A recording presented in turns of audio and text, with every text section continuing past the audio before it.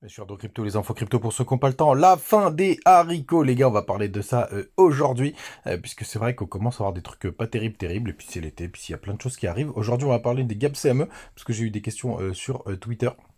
On va regarder, puisque on est le week-end, c'est parti, le BTC 30 200 $, on est stable. On est à plus de 0,3%, Ethereum 1860 $, pardon.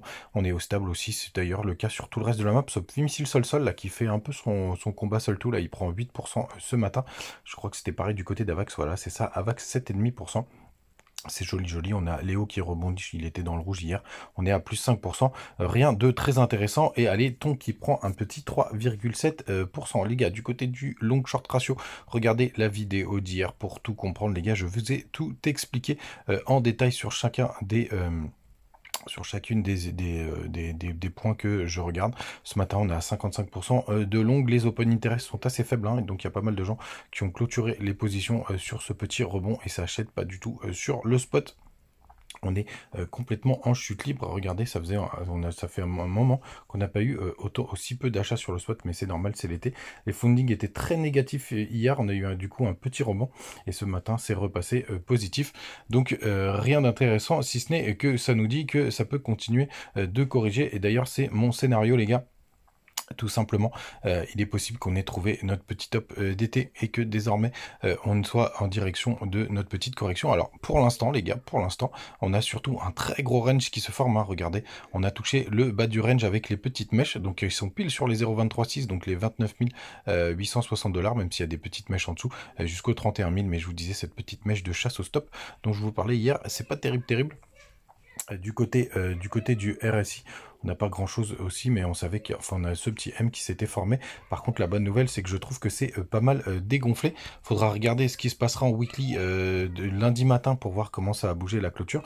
Mais ce qui est intéressant, c'est ce point qui est vers les 51 points, pour le coup, qui est une grosse zone de support qui sépare les bull run des bear market.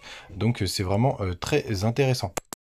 Et on continue avec donc nos petits gaps CME. Donc comment ça se passe? Eh ben, sur le marché américain, les traders peuvent prendre position du lundi au vendredi, comme en fait sur le marché traditionnel, vous avez des heures d'ouverture et des heures de fermeture.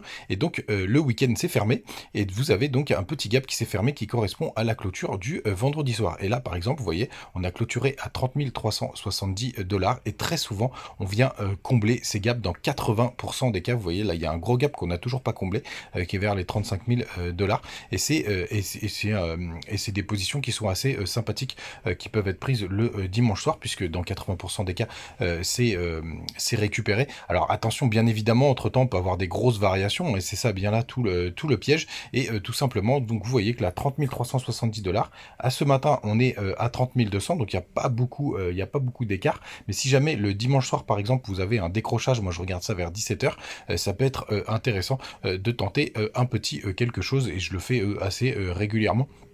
Ça marche plutôt bien, mais alors attention aux grosses chasses et à la grosse volatilité qu'il pouvait avoir entre temps. Et comme je vous l'ai dit, 8 fois sur 10, on va pas les combler. Il y en a un qui serait potentiellement un gap de rupture vers les 21 000 jusqu'aux 20 000 $, qu'on n'a jamais comblé pour l'instant, et peut-être qu'on le comblera jamais. Et vous en avez un autre qui est vers les 35 000, qui ça fait un moment, hein, puisqu'il date, il date tout simplement de mai 2022, donc plus d'un an, de juin 2020, non, mai 2022, donc plus d'un an.